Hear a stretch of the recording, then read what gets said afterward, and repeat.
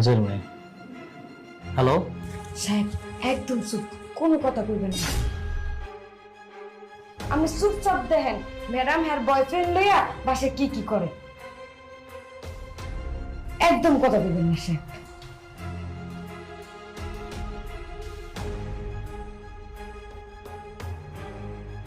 যাক, ভিডিও কলটা হাইড করে একটা ফুলের ছবি লাগিয়ে দিছি, এখন কেউ বুঝতে পারবো না।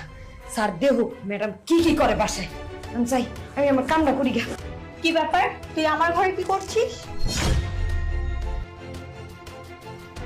ম্যাডাম রুম ঝাড়ু দিতেছিলাম, এই যে ঝাড়ু দিতেছি। তোকে না হাজারবার নিষেধ করছি আমার রুমে আমার অনুমতি ছাড়া কখনো আসবি না, তারপর কেন আসছিস? আসলে কি ম্যাডাম, আপনার রুমটা অনেক ময়লা হয়ে গেছে, কেমন নোংরা দেখতে, তাই ভাবলাম যে ম্যাডামের রুমটা একটু পরিষ্কার করে দিই। নেক্সট টাইমে তুই আমার অনুমতি ছাড়া কখনো আসবি না, যা এখান থেকে যা।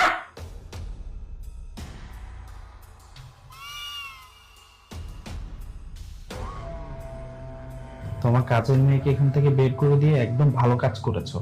আচ্ছা, ও যে আমাকে দেখে ফেললো, এই ব্যাপারটা কি তোমার হাজবেন্ডের কাছে বলে দিবে না? তখন কি হবে? না, ও কেন বলবে? আর ও আমাকে অনেক ভয় পায়।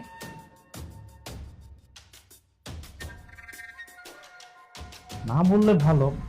আচ্ছা, আমরা যদি হঠাৎ করে একদিন ধরা পড়ে যাই তোমার হাজবেন্ডের কাছে, তখন কি হবে? তুমি কোনো টেনশনই করো না, আর তুমিও আমাকে ভালোবাসো, আমিও তোমাকে ভালোবাসি। আর আশিক তো এই টাইমে অফিসে থাকে, ধরা খাবো কি করে আমরা? হ্যাঁ, তুমি ঠিক বলেছো। আমি তোকে ভালোবাসি, তুমি আমাকে ভালোবাসো, এখানে ভয় পাওয়ার কিছু নেই।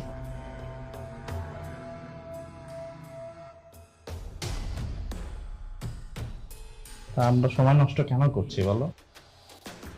হ্যাঁ, ঠিকই বলেছো।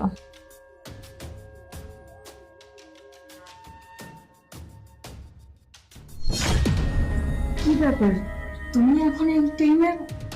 বাপ রে বাপ, পুরো হলিউড সিনেমা ফেল। এত সুন্দর করে রোমান্টিক ভাবে কাছে যেটা ছিল, আমি কখনো তোমাকে আদর করিনি, কখনো ভালোবাসা দিতে পারিনি, তাই না? আশিক, তুমি এই টাইমে এখানে কি করছো? চাচ্ছি, রাইট? কে এই ছেলেটা? কে?